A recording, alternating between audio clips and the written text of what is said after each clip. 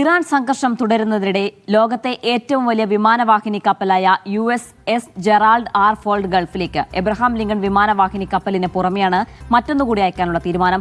Israel സമ്മർദ്ദത്തെ തുടർന്ന് ഇറാനുമായുള്ള ചർച്ച വിപുലപ്പെടുത്താനുള്ള അമേരിക്കൻ നീക്കം അംഗീകരിക്കില്ല എന്ന് ഇറാൻ വ്യക്തമാക്കി. ബാലിസ്റ്റിക് മിസൈൽ പദ്ധതിയും ഹിസ്ബുള്ളയ്ക്കും മറ്റും തുടരുന്ന സഹായവും പുനഃപരിശോധിക്കാൻ ഇറാനെ പ്രേരിപ്പിച്ചു വരികയാണെന്ന് US സ്റ്റേറ്റ് വകുപ്പ് വ്യക്തമാക്കിയിരുന്നു. എന്നാൽ ആണവ വിഷയത്തിനപ്പുറം മറ്റൊന്നും ചർച്ച ചെയ്യാൻ തയ്യാറല്ല എന്ന് ഇറാൻ വ്യക്തമാക്കി. ഇറാൻ US തുടർ ചർച്ച സംബന്ധിച്ച് ഇനിയും തീരുമാനമായിട്ടില്ല. അടുത്ത മാസാവസാനം വരെ ഇറാൻ വ്യോമാതിർത്തിയിലൂടെയുള്ള വിമാന സർവീസുകൾ നിർത്തിവെച്ച് European civil aviation. MC Nasar ചേർന്ന വിശദാംശങ്ങൾ നൽകാനായി. നാസർ, പശ്ചിമേഷ്യയിൽ യുദ്ധഭീതി ഒഴിയുന്നു, ചർച്ചയിൽ പോസിറ്റീവായിട്ടുള്ള പ്രതികരണങ്ങൾ വരുന്നു, അങ്ങനെ വലിയൊരു ആശങ്ക ഒഴിഞ്ഞൊരു സാഹചര്യത്തിൽ നിന്നാണ് വളരെ പെട്ടെന്ന് കാര്യങ്ങൾ മാറി മറിയുന്നത്. ഇപ്പോഴത്തെ സാഹചര്യമൊക്കെ എന്തൊക്കെയാണ് ഈ വിഷയത്തിൽ നടക്കുന്നത്?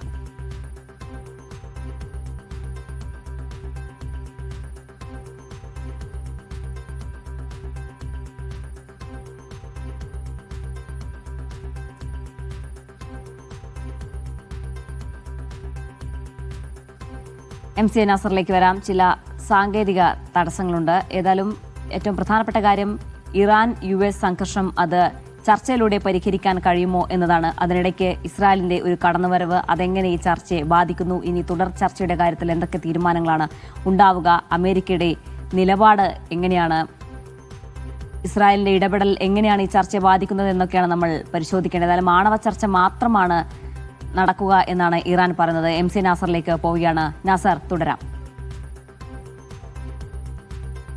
ജിന്ന നേരത്തെ പ്രതീക്ഷിച്ചതുപോലെ തന്നെ മസ്കത്തെ ചർച്ചയുടെ തുടർ ചർച്ച ഉണ്ടാകും. അങ്ങനെ നയതന്ത്ര തലത്തിൽ തന്നെ പ്രശ്നം പരിഹരിക്കാൻ സാധിക്കുമെന്നൊരു വലിയ പ്രതീക്ഷ രൂപപ്പെട്ടിരുന്നു. ഗൾഫിന് മാത്രമല്ല ലോകത്തും വലിയ തോതിലുള്ള ഒരു പോസിറ്റീവായിട്ടാണ് മസ്കത്തെ ചർച്ചയെ കണ്ടിരുന്നത്.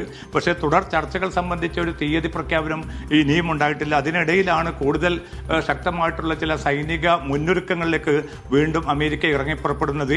അതിൻ്റെ ഭാഗമായിട്ടാണ് ജെറാൾഡ് ആർ ഫോൾഡ് എന്ന ഏറ്റവും വലിയ വിമാനവാഹിനി കപ്പൽ കൂടി ഗൾഫിലേക്ക് അയക്കാനുള്ള ഒരു തീരുമാനം ഉണ്ടായിരിക്കുന്നത്. അല്പം മുമ്പ് ട്രംപ് തന്നെയാണ് ഔദ്യോഗികമായി ഇക്കാര്യം സ്ഥിരീകരിച്ചിരിക്കുന്നത്. ഏതെങ്കിലും ഒരു പ്രതികൂല സാഹചര്യം വരികയാണെങ്കിൽ അത്തരമൊരു സാഹചര്യത്തെ നേരിടുക എന്ന ലക്ഷ്യത്തോടു കൂടിയാണ് പുതിയൊരു യുദ്ധക്കപ്പൽ കൂടി മേഖലയിലേക്ക് അയക്കുന്നത് എന്നാണ് ട്രംപ് വിശദീകരിക്കുന്നത്. നേരത്തെ തന്നെ എബ്രഹാം ലിങ്കൺ എന്നൊരു പടക്കപ്പൽ ഏതാണ്ട് ആഴ്ചകളായി തന്നെ ഗൾഫ് തീരത്ത് നങ്കൂരമിട്ടിട്ടുണ്ട്. അതിന് പുറമെയാണ് ജെറാൾഡ് ആർ ഫോൾഡ് എന്ന പുതിയ പടക്കപ്പൽ കൂടി ഗൾഫിലേക്ക് വരുന്നത്.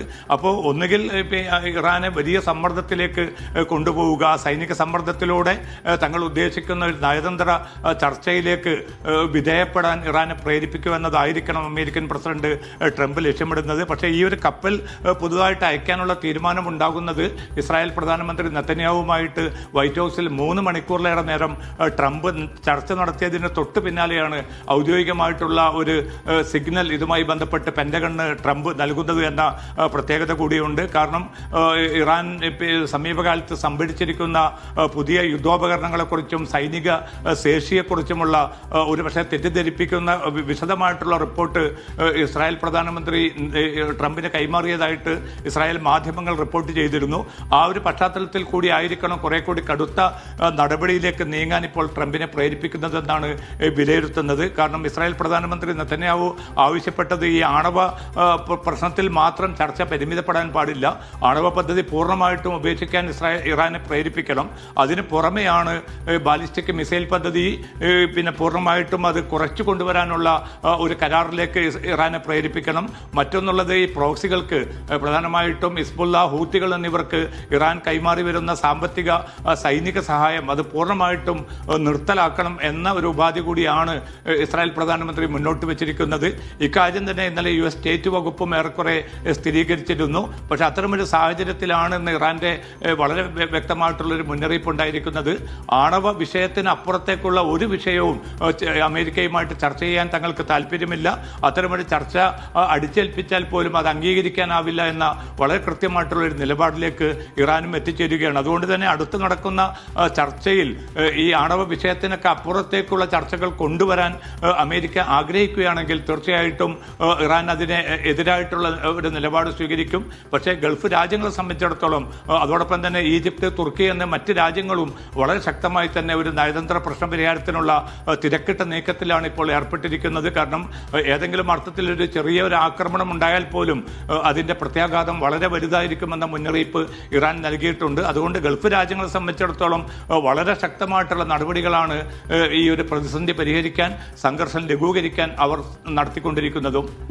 ഇസ്രായേലിന്റെ ഇടപെടലോടുകൂടിയാണ് ഈ ചർച്ചയിൽ ഒരു തീരുമാനമാകാതെ ഇപ്പോൾ തുടർ ചർച്ച പോലും വളരെ പെട്ടെന്ന് ഉണ്ടാകുമെന്നാണ് നമ്മൾ പ്രതീക്ഷിച്ചത്. അതിൽ ഇസ്രായേലിന്റെ ഇടപെടലോടുകൂടിയാണ് അത് അവിടെ നിന്നത് എന്നാണ് മനസ്സിലാക്കുന്നത്. ഇപ്പോൾ മധ്യസ്ഥ രാജ്യങ്ങളുടെ ഒരു ശ്രമം എങ്ങനെയാണ് ഈ പ്രശ്നം പരിഹരിക്കാൻ, അല്ലെങ്കിൽ അടുത്ത ചർച്ചയ്ക്കുള്ള നീക്കം എങ്ങനെയാണ് മധ്യസ്ഥ രാജ്യങ്ങൾ നടത്തുന്നത്? അമേരിക്കയുടെ ഈ നിലപാടിന് ഏത് നിമിഷവും ആക്രമിക്കുക എന്നൊരു നിലപാട് കൂടി അമേരിക്കയ്ക്കുള്ളതുകൊണ്ട് അത് ഒരു ആശങ്കപ്പെടുത്തുന്ന കാര്യമാണോ? ജിന, ഇതിലിപ്പോൾ നേരത്തെ തുർക്കിയൊക്കെ ഇന്നലെ വ്യക്തമാക്കിയത് നയതന്ത്ര ഈ ചർച്ചയിൽ വലിയ പുരോഗതിയുണ്ട്, ഇറാനും അമേരിക്കയും വിട്ടുവീഴ്ചകൾക്ക് തയ്യാറാവുന്ന ഒരു സാഹചര്യം ഉണ്ടായിട്ടുണ്ട് എന്നാണ്. ആ നിലയ്ക്ക് പോവുകയാണെങ്കിൽ തീർച്ചയായിട്ടും, കാരണം യുറേനിയം സമ്പുഷ്ടീകരണത്തിന്റെ തോത് കുറയ്ക്കാൻ തങ്ങൾ ഒരുക്കമാണ്. തങ്ങൾക്ക് മേൽ നേരത്തെ അമേരിക്കയും മറ്റ് യൂറോപ്യൻ രാജ്യങ്ങളും അടിച്ചേൽപ്പിച്ച ഉപരോധം പിൻവലിക്കുകയാണെങ്കിൽ യുറേനിയം സമ്പുഷ്ടീകരണത്തിന്റെ തോത് പരമാവധി ഗണ്യമായിട്ട് ചുരുക്കാൻ തങ്ങൾ ഒരുക്കമാണ്. ആണവായുധങ്ങൾ സ്വന്തമാക്കുക എന്നത് രാജ്യത്തിന്റെ ലക്ഷ്യം ല്ല, അത് രാജ്യത്തെ സംബന്ധിച്ചിടത്തോളം നിഷിദ്ധമായിട്ടുള്ളൊരു കാര്യമാണ്.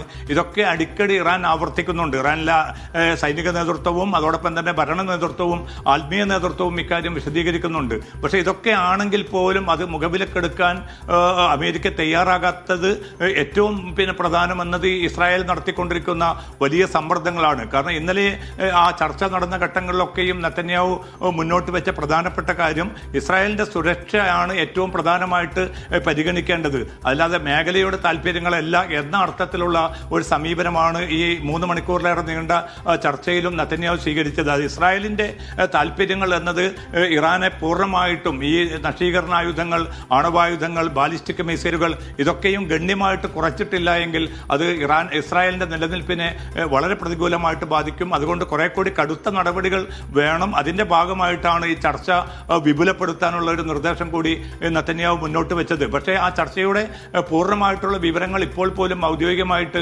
അമേരിക്കയോ ഇസ്രായേലോ വെളിപ്പെടുത്തിയിട്ടില്ല. എന്തായാലും ഒരു കാര്യം ഉറപ്പാണ്, ആ ചർച്ചയ്ക്ക് പിന്നാലെയാണ് ഈ പുതിയ ഒരു പടക്കപ്പൽ കൂടി മേഖലയിലേക്ക് അയക്കാനുള്ള ഒരു തീരുമാനം ട്രംപ് കൈക്കൊണ്ടിരിക്കുന്നത്. അത് ഏറ്റവും ഏതൊരു സാഹചര്യം വന്നുപെട്ടാൽ ആ സാഹചര്യത്തെ നേരിടാൻ മാത്രമാണ് എന്ന് ട്രംപ് വിശദീകരിക്കുന്നുണ്ടെങ്കിൽ പോലും ഇത് ഇറാനുള്ള വളരെ ശക്തമായിട്ടുള്ളൊരു മുന്നറിയിപ്പാണ്. കാരണം നയതന്ത്ര ചർച്ച പരാജയപ്പെടുകയാണെങ്കിൽ, ഒരു കരാറിലേക്ക് എത്താൻ പറ്റാതെ വരികയാണെങ്കിൽ തീർച്ചയായിട്ടും മറ്റ് വഴികളും തങ്ങൾക്ക് മുമ്പിൽ ഉണ്ടാകുമെന്ന ഒരു മുന്നറിയിപ്പ് കൂടിയാണ് ട്രംപ് ഈ ഒരു നീക്കത്തിലൂടെ നടത്തുന്നത്. പക്ഷേ മേഖലയിലെ രാജ്യങ്ങളെ സംബന്ധിച്ചിടത്തോളം അവർ നടത്തിക്കൊണ്ടിരിക്കുന്ന നയതന്ത്ര നീക്കങ്ങൾ വളരെ ശക്തമായി തന്നെ തുടരുമെന്ന കൃത്യമായിട്ടുള്ള ഒരു വിശദീകരണമാണ് ഖത്തറും ഈജിപ്തും തുർക്കിയും അതോടൊപ്പം തന്നെ UAE ഉൾപ്പെടെയുള്ള ഒമാൻ ഉൾപ്പെടെയുള്ള രാജ്യങ്ങളും നൽകിക്കൊണ്ടിരിക്കുന്നതും. ശരി നാസർ, ഏതായാലും ഈ വിഷയത്തിൽ ഇനി എങ്ങനെയാണ് തുടർ ചർച്ച? ഈ യുദ്ധഭീതി പശ്ചിമേഷ്യയിൽ ഒഴിയുമോ? ഈ ഇസ്രായേലിന്റെ ഇടപെടൽ എങ്ങനെയാണ് കാര്യങ്ങൾ വഷളാക്കുന്നത്? അമേരിക്കയുടെ നിലപാട് ഇനി എന്തായിരിക്കും എന്നതൊക്കെയാണ് നമ്മൾ ഉറ്റുനോക്കുന്നത്. വരും ദിവസങ്ങളിൽ അതിലൊരു വ്യക്തത വരുമെന്നാണ് നമ്മൾ പ്രതീക്ഷിക്കുന്നത്. MC നാസറാണ് വിശദാംശങ്ങൾ നൽകിയത്.